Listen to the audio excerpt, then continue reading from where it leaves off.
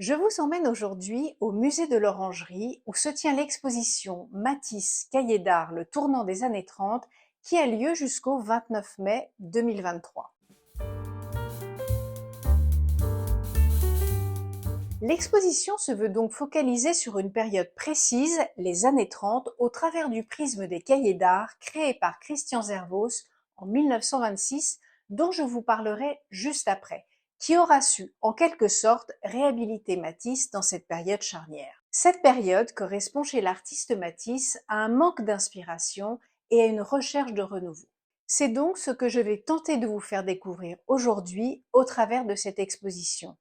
Comment Matisse a su retrouver, soutenu notamment par Christian Zervos, cette inspiration tant chère à l'artiste et quelles en auront été les conséquences tant artistiques que personnelles. Revenons aux cahiers d'art. Les cahiers d'art, publiés donc par Zervos, rendent compte du travail de Matisse tout en mettant en lumière le Matisse précédent des années 20.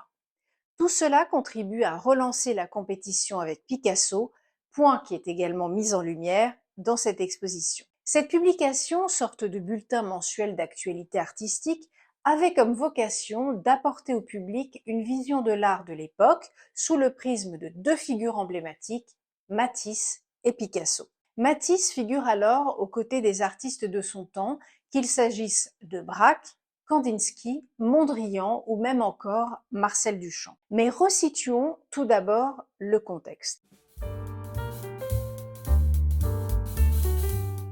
Dans les années 20, Matisse quitte son atelier d'Issy-les-Moulineaux et s'installe à Nice, une période qui correspond à une série sur laquelle il travaillera pendant 10 ans et que nous connaissons tous, les odalisques. Alors, le succès est là.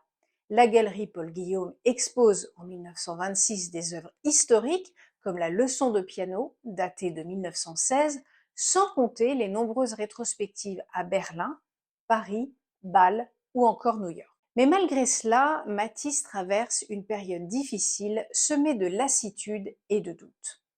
Le doute, vaste question pour tous, une remise en question qui permet de se réinventer. Rappelons-nous que Matisse est alors âgé de 60 ans et se trouve à un tournant de sa vie où il est temps de se renouveler pour créer à nouveau des œuvres qui le dépassent. C'est une période durant laquelle il délaisse la peinture pour se consacrer au dessin et à la gravure. C'est une période durant laquelle Matisse produira près de 300 lithographies en quelques mois. Alors, dans cette situation, que fait-on ou qu'aimerions-nous faire en cas de lassitude ou de train-train? Voyager. C'est exactement ce que va faire Matisse. Il quitte la France pour un long voyage à Tahiti sur les pas de Gauguin, en passant par une longue traversée de l'Atlantique tout d'abord et la découverte de l'impressionnante ville de New York. Puis, c'est l'arrivée à Tahiti et la découverte d'un autre espace, d'une autre lumière et d'autres cultures. Une nouvelle mise à disposition de son esprit qui permettra de lui apporter un autre horizon et de lui insuffler un souffle nouveau. Les années 30 sont marquées par des commandes dont la composition La danse pour le Dr Barnes aux États-Unis et l'illustration des poèmes de Mallarmé.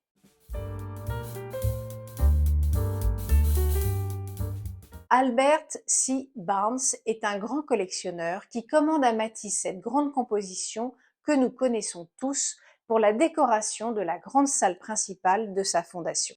Il s'agit là pour Matisse d'un nouveau challenge, le travail monumental sur un thème, la danse, qu'il avait déjà exploré dès 1906 dans Joie de vivre, appartenant alors également au Dr Barnes. Le décor est planté, tout est donc là pour que Matisse puisse se réinventer. D'un point de vue graphique, on remarquera une simplicité formelle qui correspond à son état d'esprit. Matisse avait besoin de s'épurer, de rechercher ce qui constituait l'intrinsèque de sa démarche. Pour cela, il retourne aux sources mêmes de l'art et part à Padoue pour quelque temps où il contemple les fresques de Giotto qu'il qualifie tout à fait extraordinaires comme clarté de composition. Nous y voilà, revenir à l'essentiel. Revenir aux sources de soi-même est probablement pour l'artiste l'acte le plus difficile qu'il soit. Techniquement, il recourt au découpage de papier punaisé sur toile pour la mise en place de la composition monumentale. Par des photographies successives, il capte l'avancée de son travail. On retrouve ce même état d'esprit dans la progression synthétique de son travail dans la sculpture, à l'image de ses têtes de Henriette, datées de 1929, qui deviennent de plus en plus synthétiques. Mais une fois réalisé, c'est la naissance d'un artiste nouveau. Parallèlement à cette période, les éditions Skira lui commandent des illustrations pour les poésies de Mallarmé et Ulysse de James Joyce, dont une partie de l'exposition propose une section. À partir de là, pour Matisse, tout va très vite, car dès 1935, Lydia d'Elektroskaïa permet à Matisse de renouer avec la peinture de chevalet. Après avoir touché au monumental, il se recentre sur son travail d'atelier et Lydia deviendra son modèle privilégié jusqu'à la fin des années 30 et donnera naissance à des œuvres majeures telles que Le Rêve ou Nurose. La décennie des années 30 s'achève sur un renouveau pour Matisse. Il s'installe au Regina, à Nice, qui est un ancien palace, et réalise dans ses nouveaux ateliers niçois de très beaux tableaux lumineux. Il s'agit d'un ensemble de tableaux figurant des nus et des portraits dont les parures se fondent au décor animé de végétaux et d'animaux exotiques. Je crois qu'on peut tout à fait affirmer que ces tableaux qui clôturent notre exposition expriment la synthèse de ce travail de cette décennie qui lui a permis de retrouver la sérénité d'esprit. Désormais, Matisse est capable de porter un regard universel tout en se recentrant sur son univers quotidien. À bientôt pour de nouvelles visites de musées et d'expositions sur notre chaîne Expertisée.